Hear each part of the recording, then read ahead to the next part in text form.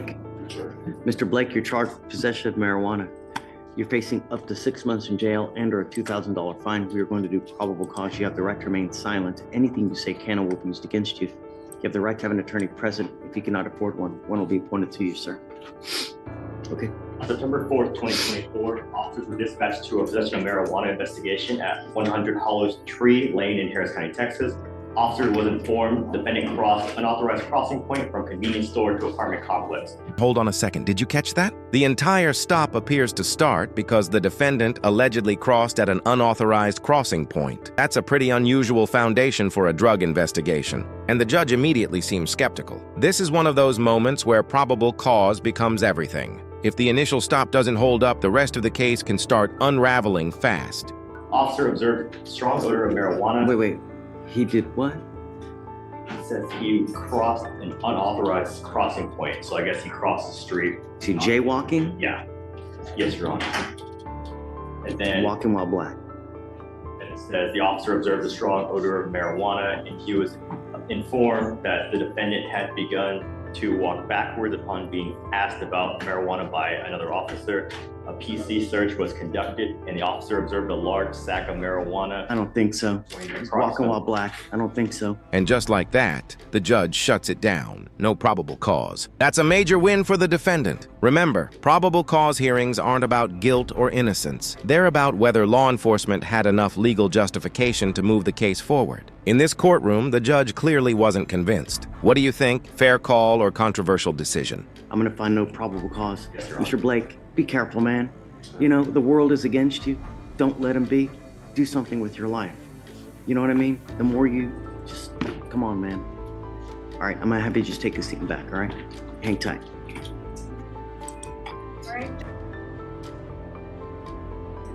Pavel? Is Pavel coming today or no? Okay. Good morning, Miss Treadwell. Miss Treadwell, you're charged with driving while intoxicated. You're facing up to 6 months in jail and or a $2,000 fine. We are going to do probable cause. You have the right to remain silent. Anything you say can or will be used against you. You have the right to have an attorney present. If you cannot afford one, one will be appointed to you, ma'am. On September 4th, 2024, officers observed defendant's vehicle failing to maintain a single lane at 2600 Eldridge Parkway in Harris County, Texas. Officers observed defendant's vehicle swerve on multiple occasions, cross over center stripe lane divider, and on one occasion almost strike another vehicle. Traffic stop was initiated. Officers made contact with the defendant, who was the driver of the vehicle. The officer observed lethargy, slurred speech, red eyes, and the defendant stated she had ingested trazodone, HGN, 6 out of 6, walk and turn 7 out of 8, one leg stand 3 out of 4. Defendant was read the DIC and refused blood. A blood search warrant was obtained and executed. Defendant was ID with a Texas driver's license. Did you say there was an odor of alcohol as well or no? No, Your Honor. Hey, Miss Treadwell, don't say anything. I'm sorry. Miss Treadwell, I'm gonna find that there's probable cause to go forward with your case. Do you have a Texas driver license, ma'am? Yes, sir. Do you have valid liability insurance in your name? Yes, sir. Okay, I'm ordering you now as a condition of your bond not to consume alcohol, illegal drugs, or unprescribed controlled medication. You need to understand, if you're taking any kind of medication for depression or any other prescribed medication, controlled medication, it's still possible to abuse it, intoxicate, or make yourself, without the ability to drive. If you take too much, if you do something that you're not supposed to, you end up on the street again, I'm going to put you in jail. Do you understand that? Yes, sir. Now we're shifting gears from a marijuana case to a DWI investigation, and the evidence here sounds significantly stronger. Swerving, failing field sobriety tests, refusing a blood draw, and a warrant-authorized blood test, those are all facts prosecutors love to see. The judge's tone is changing, too. Instead of questioning the stop, he's focused on preventing future danger. Does she have any prior DWIs? I will check, Your Honor. If you can run her NCIC, please. How old are you, ma'am? 32. What do you do for a living? I'm a case manager for individuals with mental health and IDD. Are you married? Children? I have 2 kids. I'm not married yet. You have 2 children? Yes, 2 daughters, 11 and 4. No previous DWI, just the previous theft. Okay. Did you want to apply for an appointed lawyer, ma'am? I can't afford it right now. I lost my job due to this incident. I'm offering you a lawyer. Would you like a court-appointed lawyer, ma'am? Yes, please. I understand the stress about this, but don't abuse any kind of dope. Imagine if you go to jail and you don't have anyone to bond you out. Who's going to take care of those? Ma'am, Ms. Treadwell, I want you to listen. I know you're thinking about what to say, then you don't listen. If you go to, I'm gonna listen. Yes, sir. if you go to jail and I can make your bond $15,000 and you don't have anyone to bond you out, who's going to take care of those two little girls? You need to consider this next time you're out there in the free world, because if I find that you're a danger, that you do something to violate these conditions, I'm going to put you in there. I'm not giving you any more PR bonds. Yes, sir. You understand? Yes.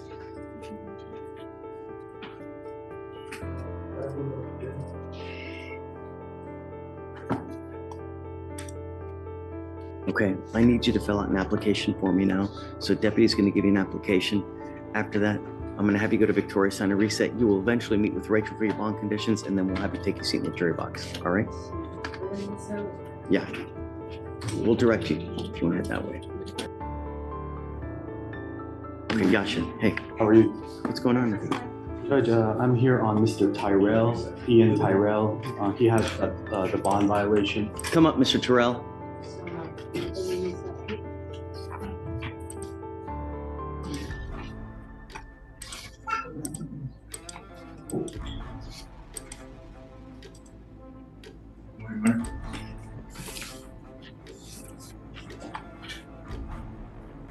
I'm sending you now for a drug test, sir. Sir. And then if you ever miss another drug test, I'm going to put you in jail, no questions asked, and I'm going to make your bond probably double what your felony is. Do you understand?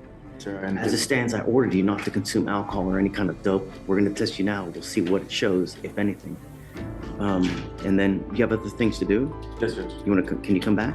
Yes. Okay. Take a seat for me, Mr. Trump. We're going to find out here shortly. Okay.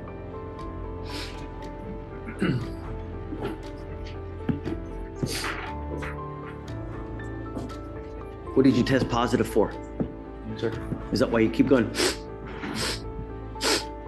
I hear you over there, man. I stopped. Really? Sir, I have. For you to test positive, that means you probably did it within the last 2 days. Sir. Okay. I don't believe you. I did it. I stopped doing it probably about a little bit under a week ago, probably like 4 days ago. Yeah, okay. Judge, Really? just being honest, sir, He I'm admits not that he used, but he needs help, Judge. I've I'm been gonna getting get, help. and I'm going to give it to him. I've been going into A meetings and stuff as well. It's not working for you because you're still using. And I'm not going to take you coming here and telling me that I've quit, I'm going to stop. I told you that when you first got here. And that was the time when you start doing what you need to do. You now have shown me that you're incapable of stopping on your own. So I'm taking you in. Sir. It goes with you. No, you test positive for cocaine. You have an open felony case. Judge, we can't put as a condition of his bond some sort of I treatment. already did. I already did, Yasha. Help, you know, at least, Judge. Yeah, I'm gonna have him TRAS as soon as we get him back in there. And if they say inpatient treatment, boom. But what's his last name again? Tyrell. That's right.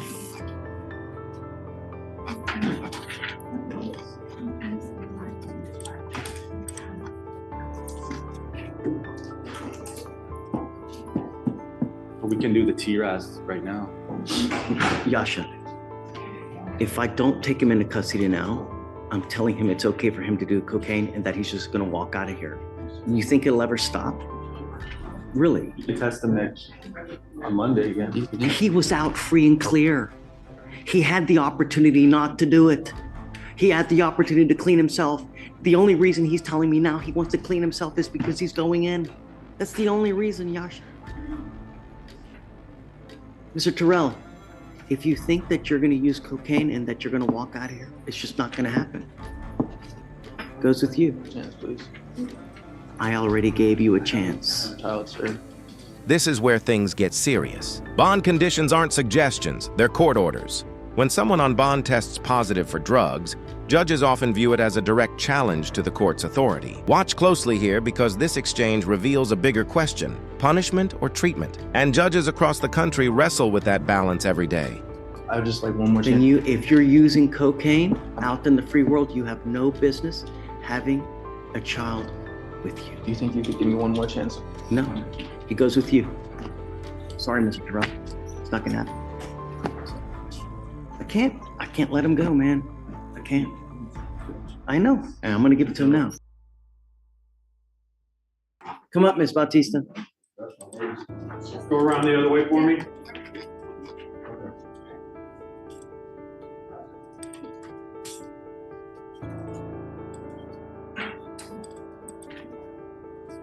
Roy.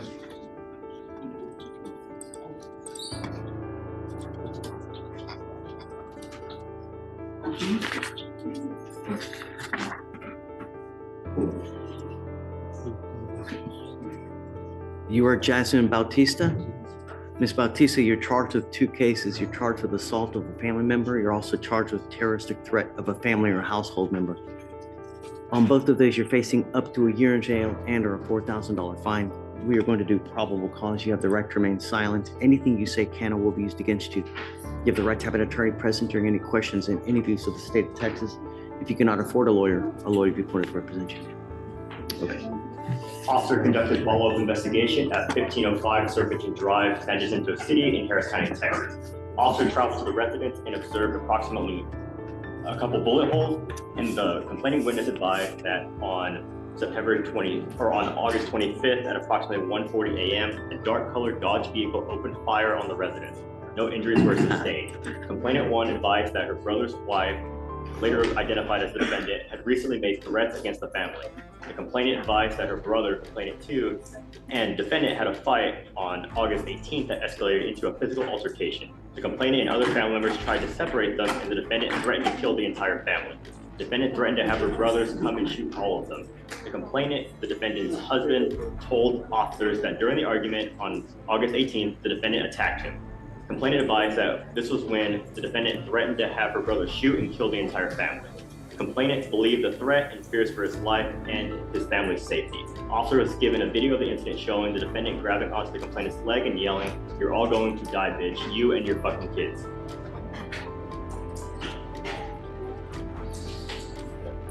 That statement, "you're gonna die," say that last statement again. "You're all going to die, bitch, you and your fucking kids." You meaning the Meaning the complaining witness, which is it was the defendant. Zamaripa? There's 2 complaining witnesses. There's the defendant's husband and then the defendant's husband's brother or sister, my apologies. Okay, so it's the sister-in-law. So Ivan is the husband. Are you currently married to this person? Okay. Did I hear you say anything about the assault? What did you say about the assault? No, that was just the terroristic threat. In there, it says that there was a video of the defendant grabbing the complainant's leg.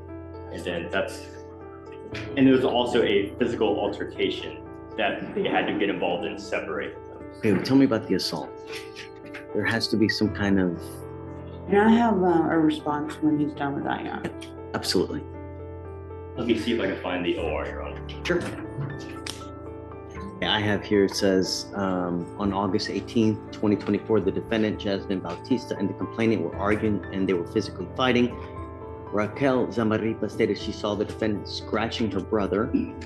Raquel stated that she got involved to try to stop them from arguing and fighting, and that is when the defendant began screaming threats to her. The complainant and the other household members that she was going to have them all killed. The complainant statement, she believed the defendant could and would perform these threats. Yes, Your Honor, there's that, and then when she grabbed the complainant's leg. So there's that first physical altercation where they had to intervene, as well as whenever she grabbed the complainant's leg. Okay, so let me just read this to you so that you also get this. It says, applicant spoke with Ivan Zamaripa, the complainant, on or about August 29th, 2024. At the Jacinto City Police Department, Ivan stated that he has dated and lives with the defendant, Jasmine, for about a year. He stated that on August 18th, he was having a verbal argument with the defendant as she did not want him spending so much time with his family members, and that the defendant hit him and scratched him and bit him. Complainant stated a couple of his family or household members began to try to separate the defendant from him.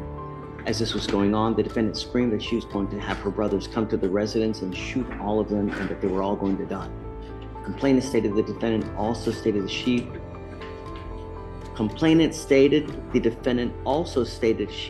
said they were all going to die, even their kids. Complainant stated that he took the threat seriously and was in fear of his family's life. And as of the date his residence received gunshots on August 25th, 2024, he is in fear of his own serious imminent bodily injury.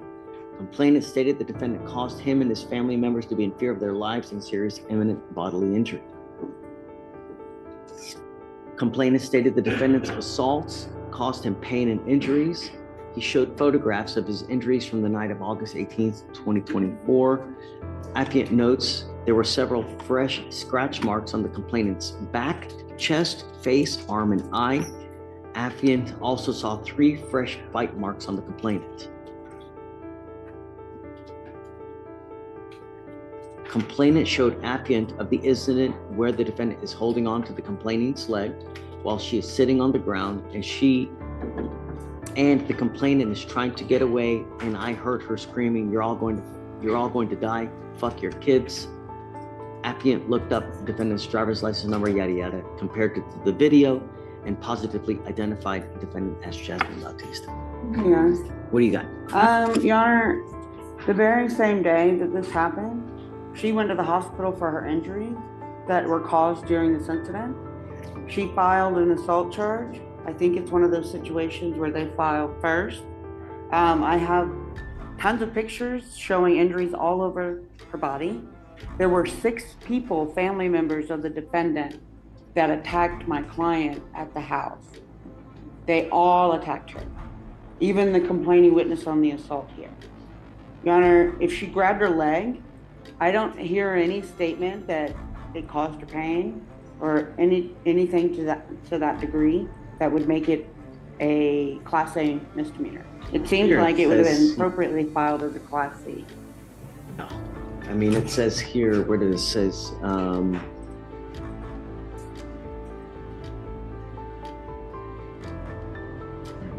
Your Honor, the RIP was also performed as well.